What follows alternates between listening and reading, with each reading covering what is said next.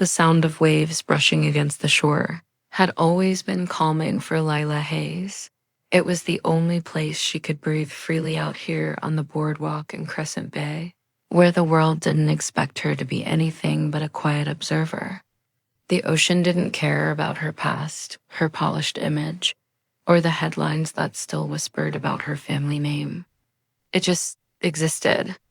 And tonight, with the sky bleeding hues of coral and lavender, she let herself exist to Dot with a sketchbook tucked beneath one arm and her sandals in her hand. Lila meandered toward the quieter end of the pier, her long sundress swaying with each barefoot step. Her summer had just begun 3 months to escape New York's fast-paced suffocation and hide away in her grandmother's beach cottage. She didn't expect adventure. She didn't expect change. All she wanted was space. What she didn't expect was him. Noah Carter had always loved old bookstores and vintage record shops, the quiet corners of the world most people overlooked. After traveling from city to city restoring forgotten book collections, he had landed here in Crescent Bay, where the dusty shelves of Ellery's books begged for fresh hands. He wasn't running from anything, just looking for something. That felt like home. The moment was simple.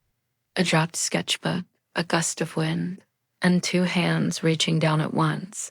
Lila gasped as the breeze tugged her book from under her arm, scattering loose pages across the pier. She chased them with an apologetic laugh, just as someone else caught a fluttering sheet mid-her. Their eyes met as they both knelt down, fingers grazing the same page. "Is this yours?" he asked, holding the pencil-smudged drawing gently, like it might crumble in his grasp. Dot, she looked up, momentarily stunned not by his face exactly, though it was handsome in a quiet, unpolished way. It was the kindness behind his question, the way he held her work like it mattered. "Yeah," she replied, brushing her hair behind her ear. "Thanks. The wind here has a sense of humor." He smiled. "It has a habit of stealing things when you least expect it." He helped her gather the rest of the pages, glancing curiously at the sketch's delicate pencil renderings of waves, lighthouses, quiet porches, and distant eyes. "You're really good," he said sincerely. "These feel like memories." She blinked, surprised. Most people just say they're pretty. Well, they're more than that. Their hands touched again as she reached for the last page. It was brief, but something about the moment lingered like salt on the air. "I'm Noah," he offered, tucking the edge of a page back into the book before handing it to her. "Lila." "You from around here, Lila?" "Just visiting," she said with a small smile. "What about you?" "Sort of new in town. I'm working at Ellery's Books down on Maple." "Oh," she said, lighting up. "That place is still open?" "Barely," he said with a shrug. "But I'm trying to bring it back to life, one dusty cover at a time." She laughed. "That sounds romantic." He raised an eyebrow. "Books are saving dying bookstores?" "Both." There was a pause, comfortable but full of potential. "The kind that hints at something waiting just beneath the surface. Would you maybe want to come by sometime?" he asked, a bit more nervous. "Now, there's a first edition of The Secret Garden I think you'd like." Lila bit her lip, weighing nothing and everything. She had come here to escape, not to connect. But something about him felt grounding. "I'd like that," she said softly. "Tomorrow afternoon?" She nodded, then began to walk away before turning back with a grin. "Don't let the wind steal your books."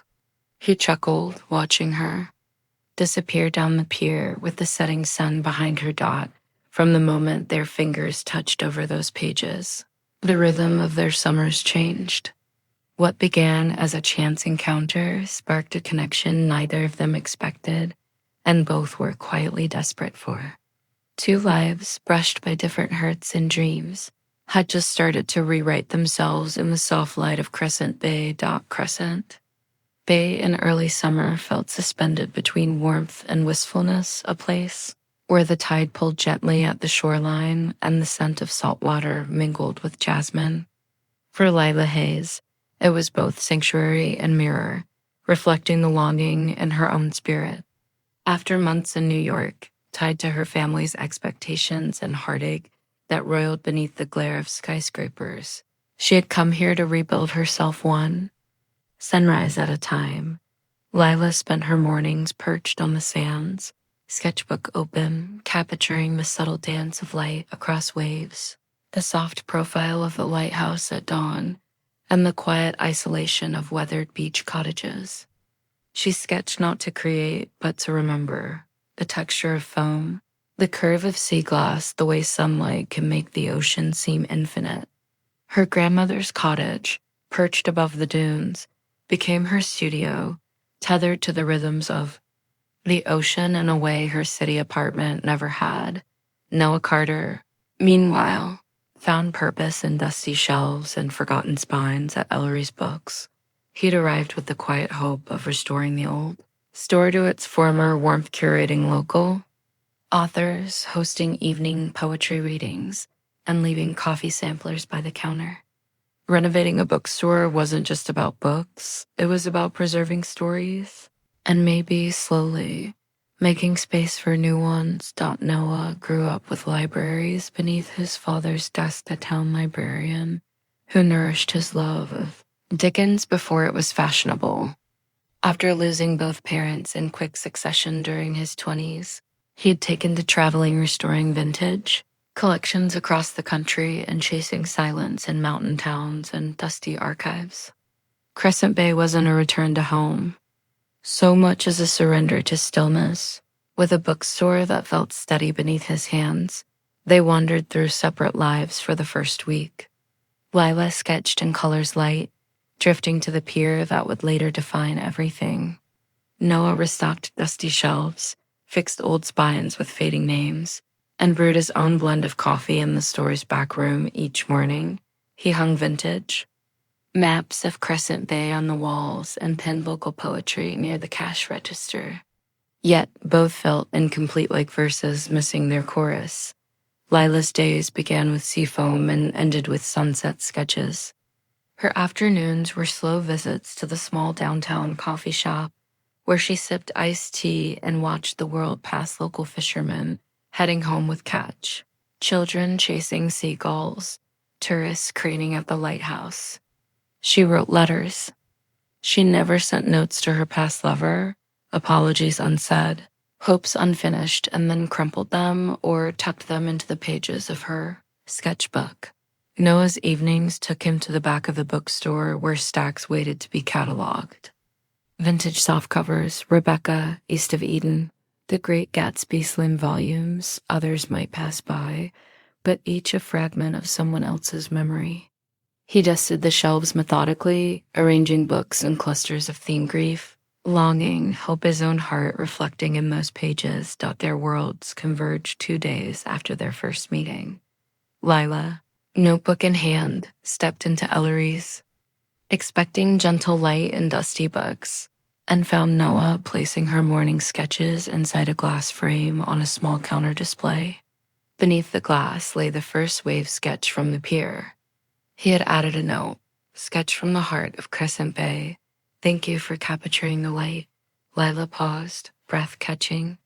Noah looked up and offered a small bow of his head, no words needed.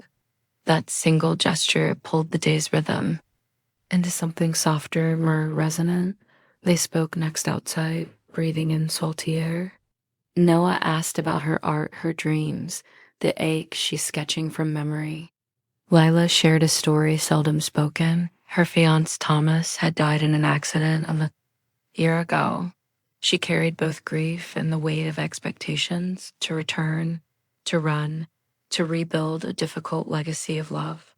She had left New York not just for rest, but to untangle everything that felt wild within her.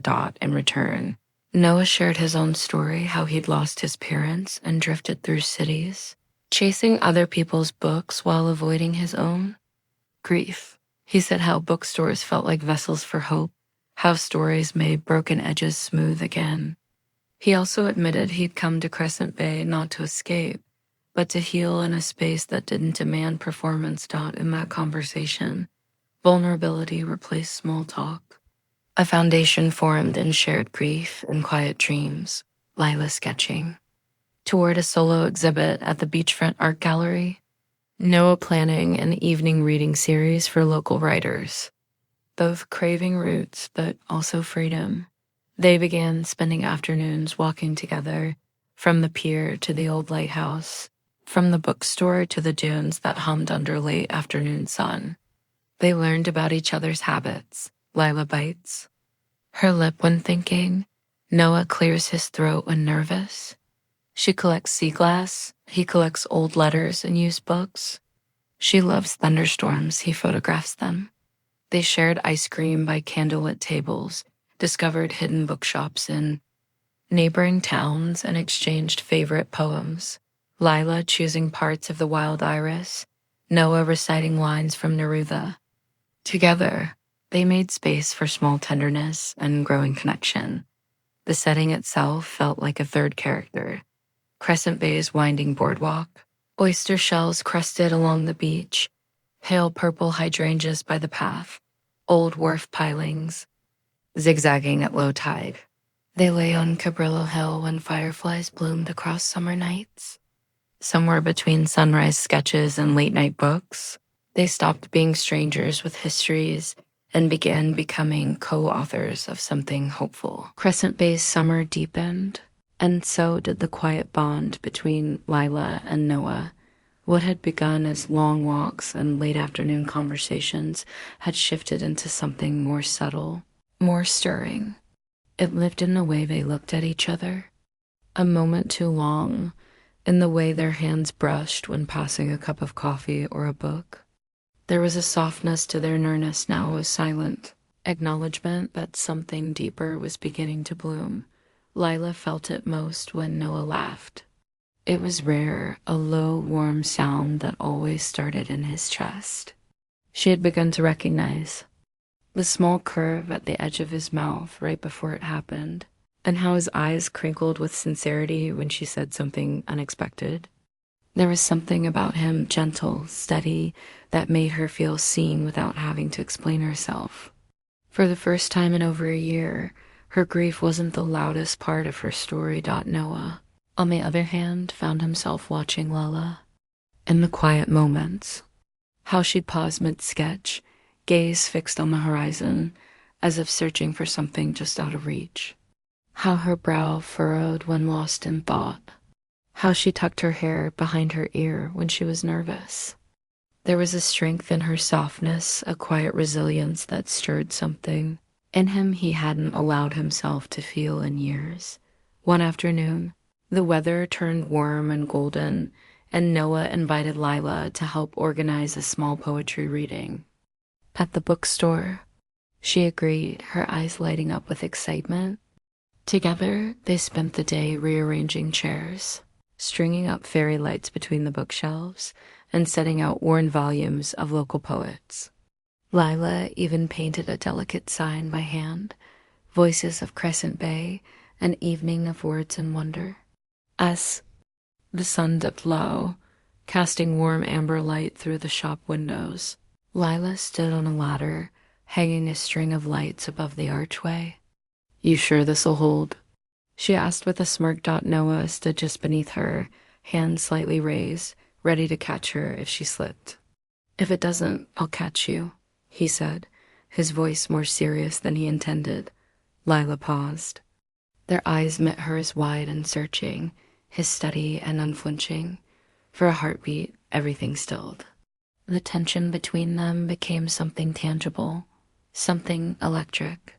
But just as quickly, Lila looked away, cheeks flushed. Later that evening, after the reading had ended and guests had gone, they sat alone among the bookshelves, soft music playing from an old record player. The lights glowed gently overhead. Lila kicked off her shoes and curled her feet under her on the couch.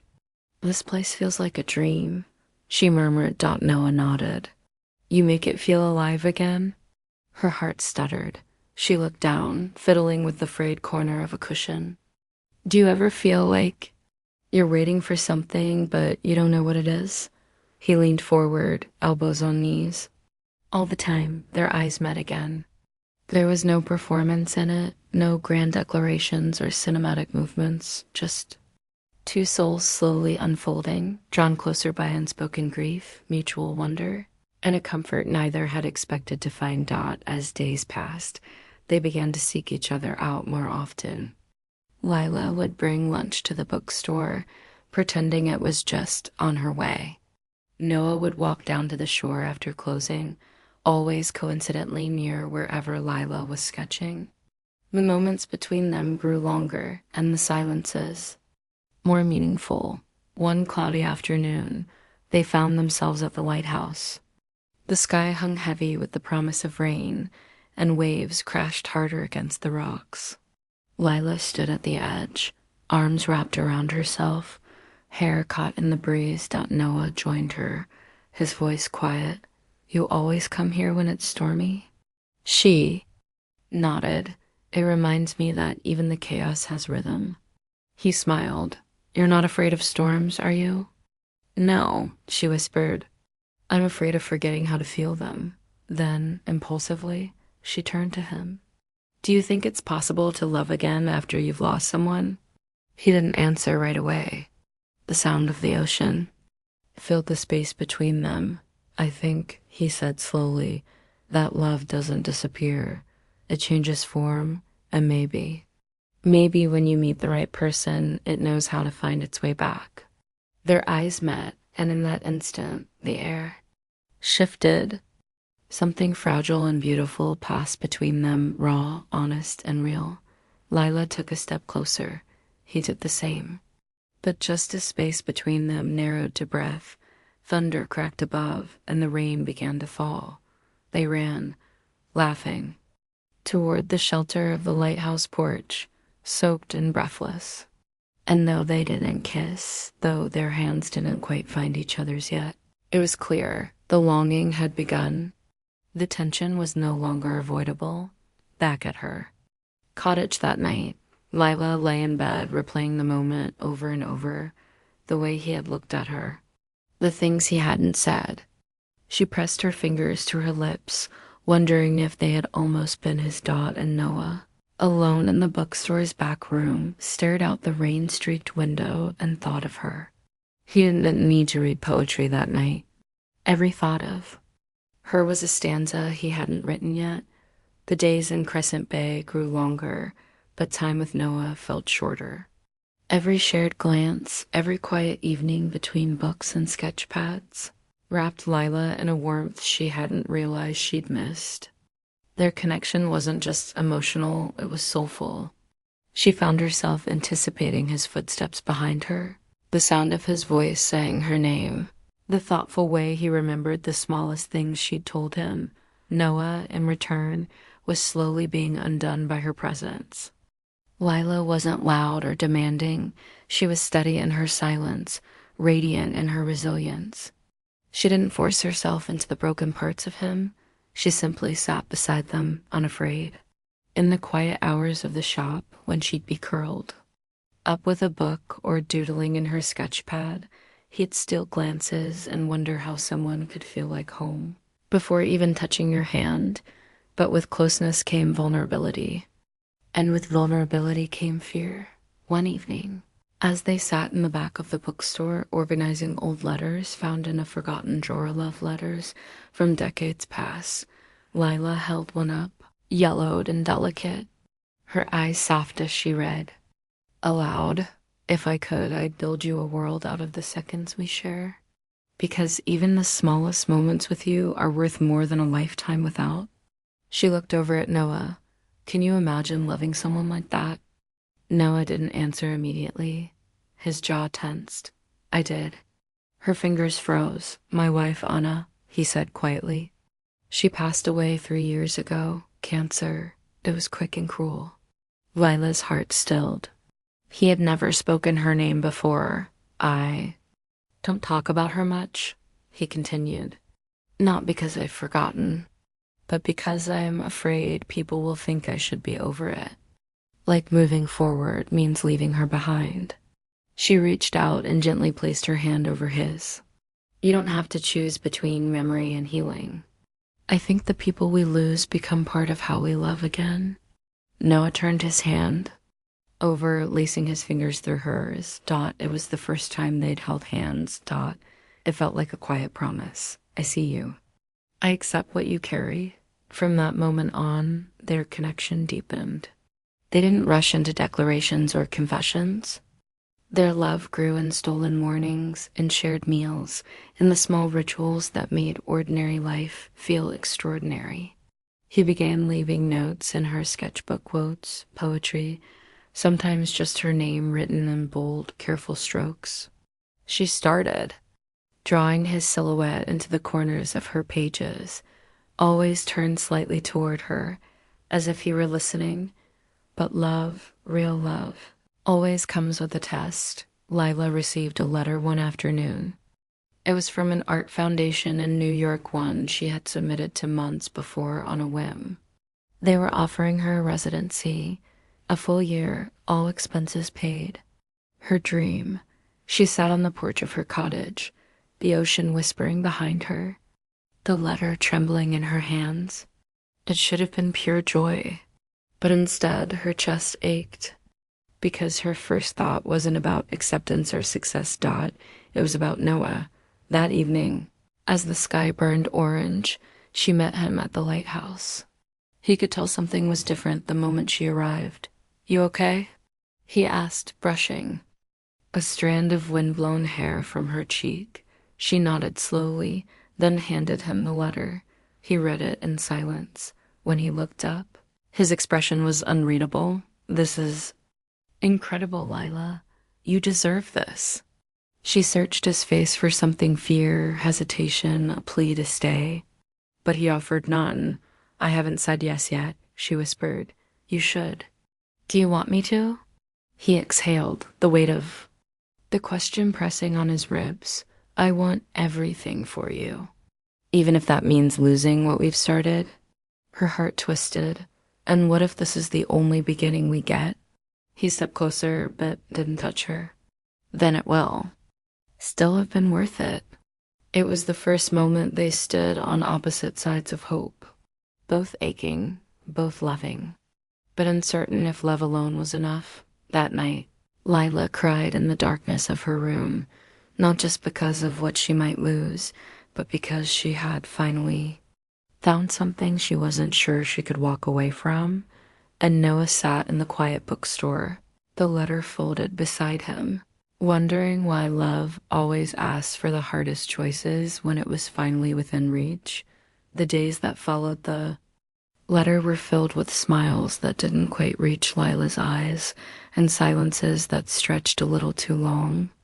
She and Noah still met at the bookstore, still shared coffee and evening walks, but something had shifted.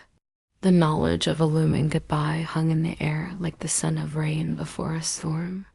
Every shared moment felt borrowed. Noah tried to pretend it wasn't happening, burying himself in new shelves for the poetry section or rearranging the window displays more often than necessary. But Lila saw through him, just as he saw through her forced calmness and half-hearted jokes. She had always been the one who found her voice in silence, but now her silence trembled. The offer from New York was still unanswered, sitting on her desk like a question she couldn't bring herself to respond to.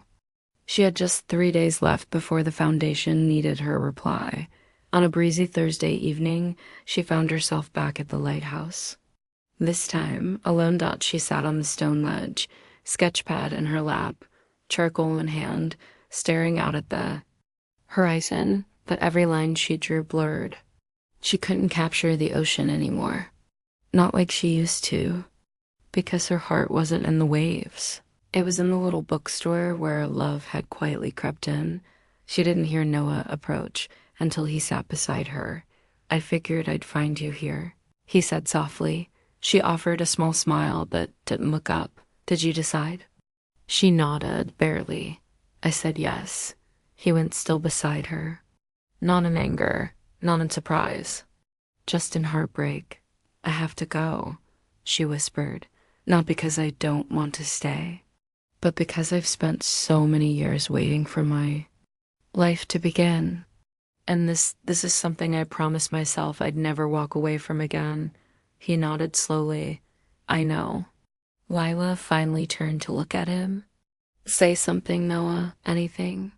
He hesitated, then leaned forward, elbows on his knees, staring at the waves. I thought maybe we'd get more time. I thought maybe was finally my second chance, after Anna.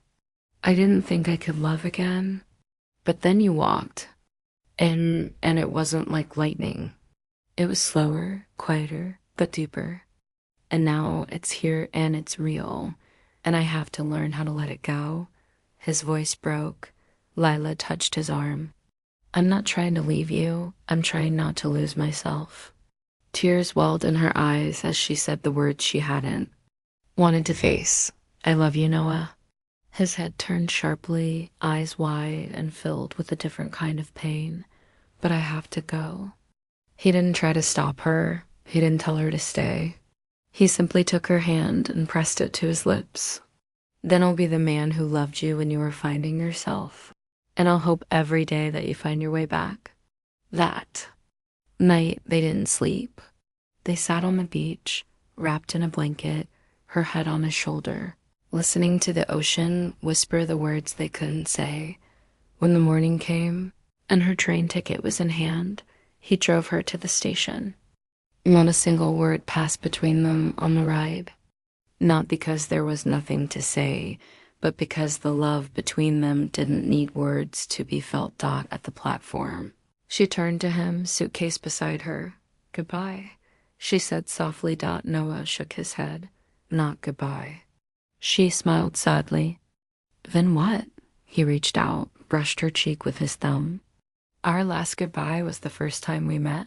This is just a pause. And with that, she boarded the train, her heart aching, eyes full, leaving behind the town that had healed her and the man who had made her believe in love again. Noah stood there long after the train disappeared, holding nothing but feeling. Everything. Because sometimes real love doesn't hold you back.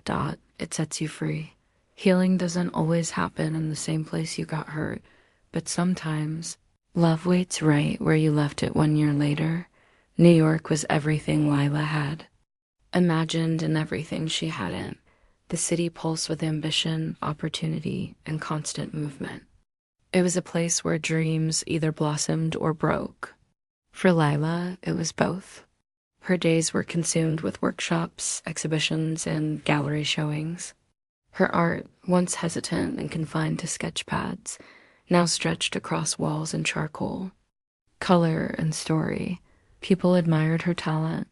Critics praised her emotional depth. She became known not for what she created, but for how her pieces made others feel.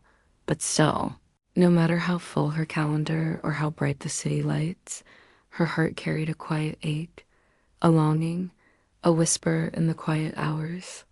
One she'd tucked deep beneath layers of success, because Noah had never written. Never called not once, and she hadn't either. They had left it unsaid. If it was meant to be, the universe would find a way, but the universe had stayed silent. Until one rainy afternoon in November, while walking through a small uptown gallery, where one of her pieces had been temporarily featured, she found herself frozen in front of a charcoal sketch. Not her own, but so familiar it took the breath from her lungs. It was a lighthouse. Her lighthouse. And at the base of the rocks, 2 small figures, one sketching, the other reading. Below, a small handwritten title, The Day She Said Goodbye. Her throat tightened. She stepped closer. The signature in the corner was unmistakable. Noah Ellis. He had sketched her. Not just the moment, but the memory, the emotion. It was as if he had poured his entire soul into that single image and displayed it here in New York for her. She tracked down the curator and asked for details. Apparently, it had been submitted through a small independent artist circle, a guest feature. No contact listed, no further works. But that sketch, it was real. It was a breadcrumb. And Lila followed it. 2 weeks later, she was standing in front of the familiar storefront of the bookstore in Harbor's Edge. It hadn't changed. The windows still fogged in the corners. The handwritten chalkboard sign still had crypt letters inside. It was quiet. A young girl with dark curls, maybe 16, stood behind the register. "Can I help you?" she asked. Lila stepped inside. Slowly, as if afraid the memory might disappear. "Is Noah here?" The girl smiled. "Give me 1 second." Moments later, footsteps echoed down the stairs that led to the tiny office above Dot, and then there he was, Noah, older, somehow. A little more tired around the eyes, but still the same. Their eyes met, and for a heartbeat, the world stopped. Neither spoke. Then he smiled, slowly, like the sun rising after the longest winter.